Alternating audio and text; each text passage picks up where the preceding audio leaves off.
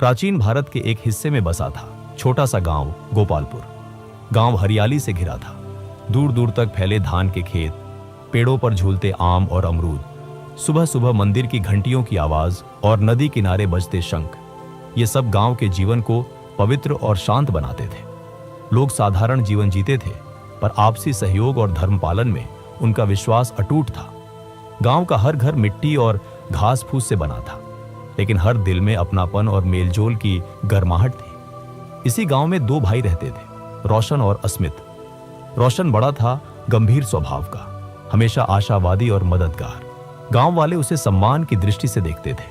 अस्मित छोटा था, होशियार तो बहुत, लेकिन जल्दी निराश हो जाने वाला। उसे लगता था कि किस्मत इंसान से बड़ी है और जो होना है वही होगा। एक साल गांव पर भयंकर सूखा पड़ा। बरसात बिल्कुल नहीं हुई। खेत सूख गए, तालाब खाली हो गए और मवेशी भूख से कमजोर होने लगे। गांव के लोग परेशान थे। हर घर में दुख का माहौल था। एक दिन पंचायत बुलाई गई। गांव के बुजुर्ग बोले, अगर जल्द बारिश ना हुई तो गांव खाली करना पड़ेगा। अनाज खत्म हो रहा है। लोग एक दूसरे को दोष देने लगे। कोई कहता यह देवताओं का क्रोध है, कोई कहता हमारे पापों का फल है। उस समय रोशन खड़ा हुआ और बोला, भाइयों, घबराइए मत, हर संकट का हल होता है। अगर प्रकृति ने हमें परखा है तो हमें भी साहस दिखाना होगा। हम खुद मेहनत करके पानी का इंतजाम कर सकते हैं। गांव वाले चौंक गए। पानी का इंतजाम? सूखी धरती से पानी कहां से आएगा? रोशन बोला, पास के पहाड़ों से एक छोटी नदी बहती है। अगर हम सब मिलकर मेहनत करें तो नहर बनाकर उसका पानी गांव तक ला सकते हैं। रोशन की बात सुनकर अस्मित हंस पड़ा। भैया, यह सब सपना है।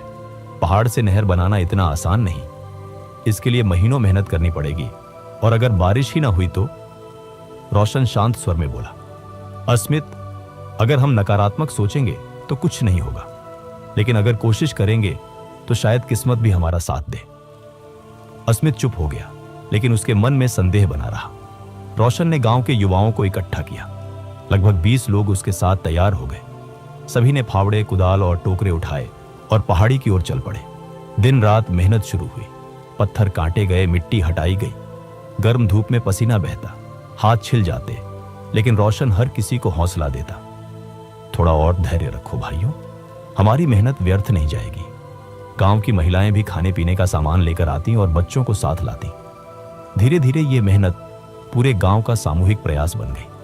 अस्मित भी काम करता, पर उसका मन निराशा से भरा रहता। वह बार बार रोशन से कहता, भैया, यह सब व्यर्थ है। अगर बारिश न हुई तो नहर में पानी कहां से आएगा? हम अपना समय और ताकत बर्बाद कर रहे हैं। रोशन मुस्कुराकर जवाब देता, अस्मित, यही फर्क है नकारात्मक और सकारात्मक सोच में। नकारात्मक सोचने से सिर्फ डर बढ़ता है, लेकिन सकारात्मक सोच हमें रास्ता दिखाती है। विश्वास रखो, हमारी मेहनत एक दिन रंग लाएगी। दिन महीनों में बदल गए। लोग थकने लगे। किसी किसी को रोशन का सपना अधूरा लगने लगा, लेकिन रोशन ने हार नहीं मानी। वह हर सुबह सबको इकट्ठा करता और कहता, सूरज रोज उगता है, भले ही रात कितनी भी अंधेरी क्यों ना हो, हमारी मेहनत भी वैसी ही है। धीरे धीरे नहर का काम पूरा होने लगा। पहाड़ से पानी लाने का रास्ता लगभग तैयार था। एक दिन अचानक आकाश में काले बादल घिर आए। बिजली चमकी, बादल गरजे और झमाझम बारिश होने लगी। लोग खुशी से झूम उठे। पहाड़ से बहता पानी नहर में दौड़ा और तालाब भर गया। गोपालपुर की सूखी धरती पर हरियाली लौट आई। खेतों में धान की लहरें झूमने लगी। गांव वाले चकित थे। अगर रोशन का विश्वास न होता तो आज गांव बर्बाद हो गया होता। अस्मित की आंखों में आंसू आ गए। वह रोशन के पास गया और बोला, भैया, मैं हमेशा हार मान लेता था। मैंने किस्मत को दोष दिया, पर आज समझा कि असली ताकत हमारी सोच और मेहनत में है।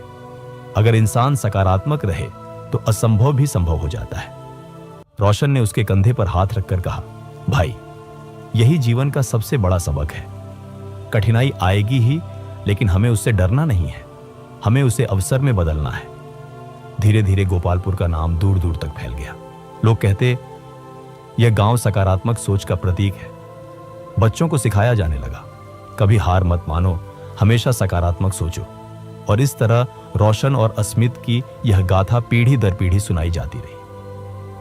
कठिनाइयां चाहे कितनी भी बड़ी क्यों ना हो, सकारात्मक सोच और विश्वास से हर बाधा को पार किया जा सकता है। यही जीवन की असली शक्ति है। लाइक करें, शेयर करें और सब्सक्राइब करना न भूलें। धन्यवाद।